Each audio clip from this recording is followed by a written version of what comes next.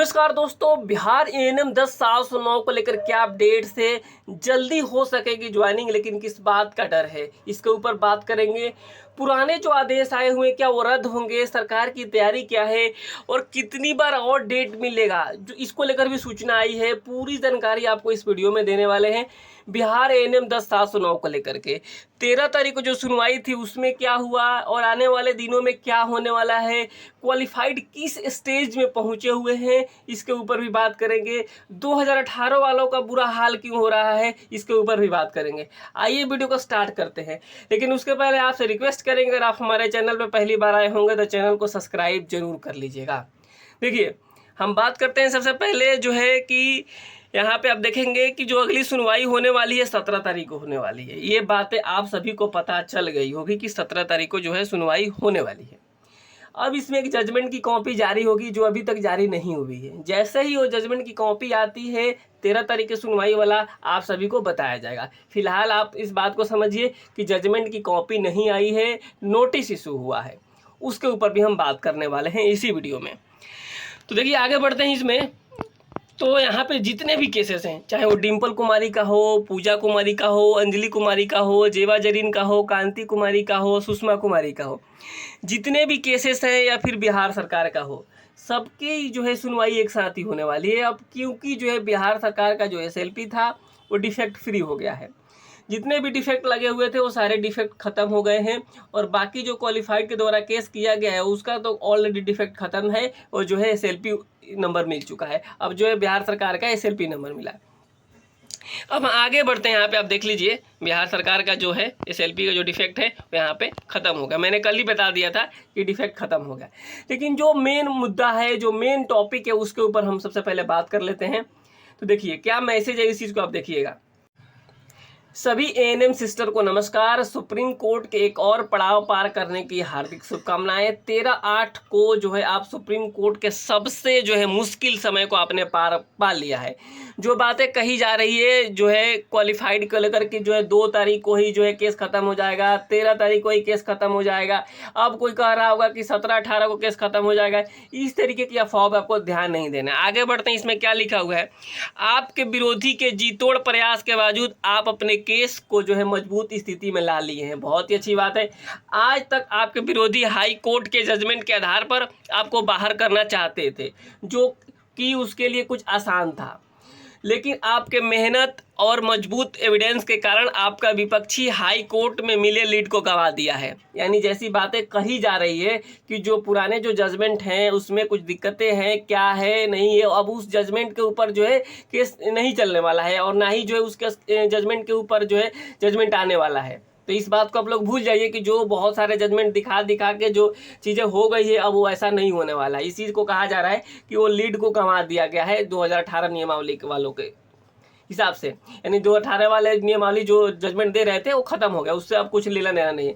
यह समझने वाली बात है कि जो सच है, जो सच भी है कि आप हार के आए थे हाई कोर्ट में और किसी भी तरह आपको अपने केस को खारिज होने से बचाना था, जो कि किसी भी एसएलपी के लिए मुश्किल समय होता है, जिसे आप पार पा चुके हैं, जो कि बहुत बड़ी जीत है। बिल्कुल सही बात है। क्वालिफाइड की अगर बात किया जाए तो सिंगल बेंच और डबल बेंच में जो है उनके पक्ष में जजमेंट नहीं आने के बाद भी इतना मजबूती से अगर सुप्रीम कोर्ट में कोई लड़ सकता है तो क्वालिफाइड ही।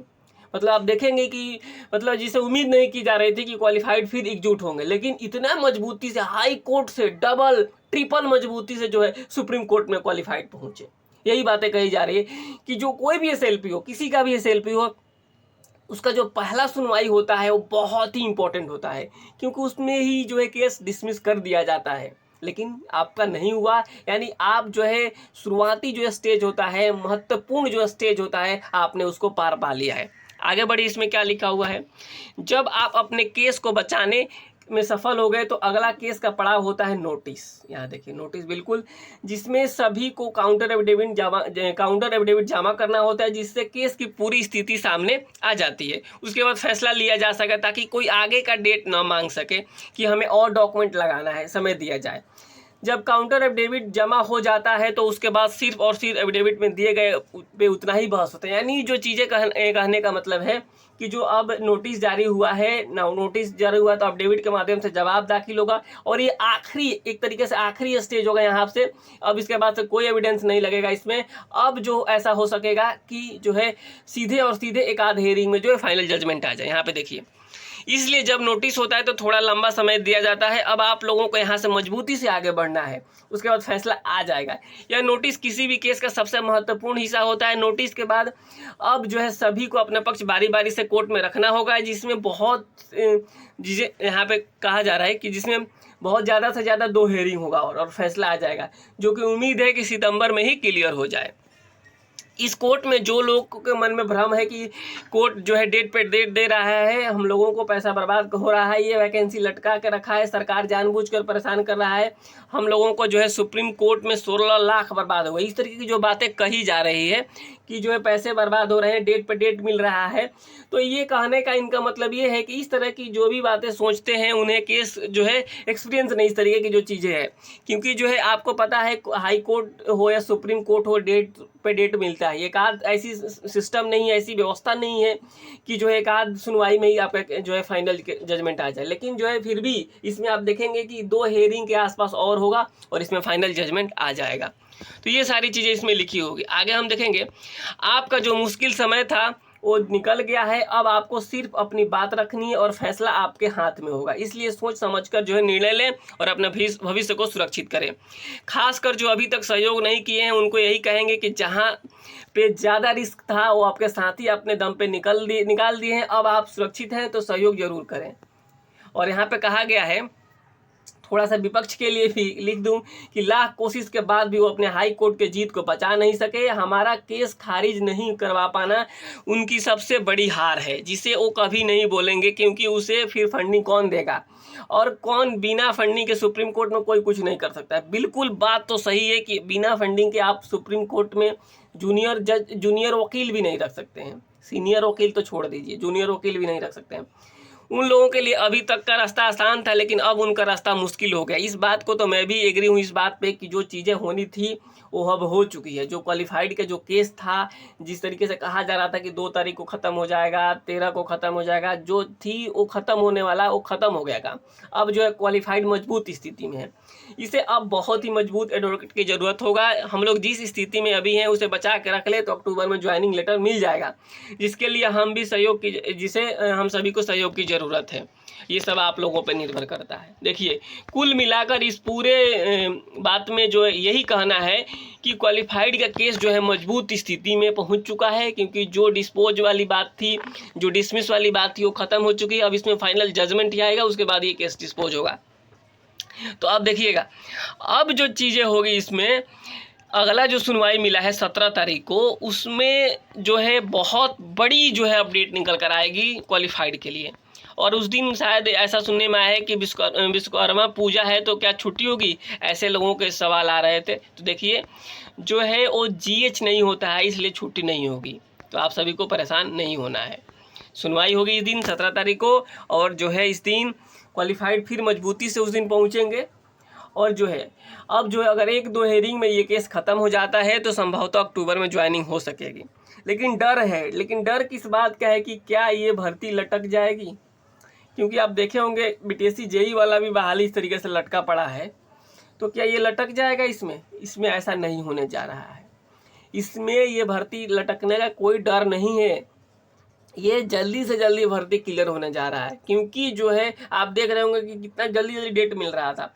लेकिन इस बार लंबा डेट इसलिए मिला है क्योंकि अब एफिडेविट जमा करना है। अब एफिडेविट जमा करने के लिए 4 हफ्ते का समय मिलता है। तो यहाँ पे 4 हफ्ते नहीं 5 हफ्ते का समय दिया गया है कि 4 हफ्ते के बाद जो है एफिडेविट जमा हो जाएगा। फिर 1 हफ्ते के बीच में जो है उस एफिडेविट को देख लिया जाएगा। उसके बाद से जो है 17 तारीख को सुनवाई कराई जाएगी। इस बात को आप लोग समझिएगा। तो संभवतः आपको पूरे डाउट्स क्लियर हो गए होंगे। देखिए, कई लोग अफवाह फैला रहे होंगे, तो उन अफवाहों पे आपको ध्यान नहीं देना है। पुराना जो आदेश है हाई कोर्ट का, वो जो है अब ख़त्म होगा सुप्रीम कोर्ट से। और जो है सरकार की तैयारी भी, सरकार की जो तैयारी थी, जैसे लोगों का डर था कि सरकार के वकील जो है 13 तारीख को नहीं पहुंचेंगे तो हो सकता है पास ओवर हो जाए, हो सकता है कि जो है ये डेट आगे बढ़ जाए, लेकिन ऐसा हुआ नहीं। वकील पहुंचे थे, सरकार के वकील भी पहुंचे थे और सबको एफिडेविट के माध्यम से जो है कोर्ट में जो है सबमिट भी करना है।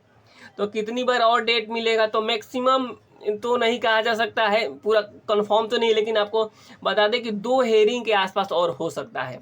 तो यही सूचना थी आप लोगों के लिए कि जो है आप सभी परेशान ना हो। ये जो वीडियो बनाने का मेरा यही मकसद था कि जो सच है उस सच को सामने आना ज़रूरी है, क्योंकि आप देखे होंगे सुबह शाम से लेकर के लोग झूठ बोलते रहते हैं कि इनकी जीत हो गई, उनकी हार हो गई।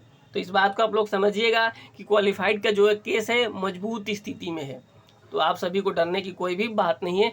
आप सभी एकजुट रहिए, सहयोग कीजिए और जो आप यहाँ तक ला चुके हैं अपने केस को, अब इसको अंजाम तक ले जाइए।